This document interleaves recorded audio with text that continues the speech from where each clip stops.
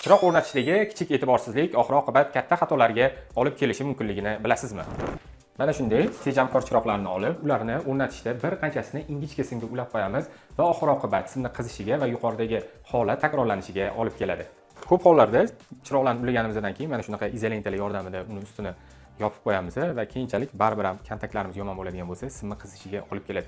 Shuning uchun mana shunaqa izolentalardan imkon qadar voz kechib turib, chiroqlarimizni ichidan chiqadigan o'zini maxsus kelaymalar yordamida, agar chiroqlarning ichidan bunaqa kelaymalar chiqmaydigan bo'lsa, bozorda maxsus kelaymalarni xarid qilib, demak, kelaymalar orqali chiroqlarni ulashni maslahat beramiz.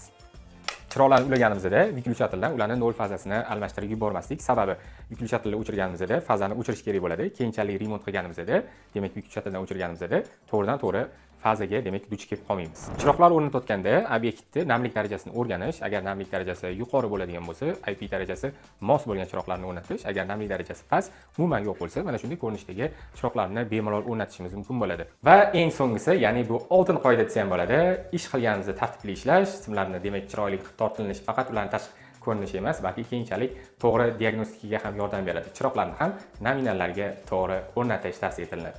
Assalomu alaykum.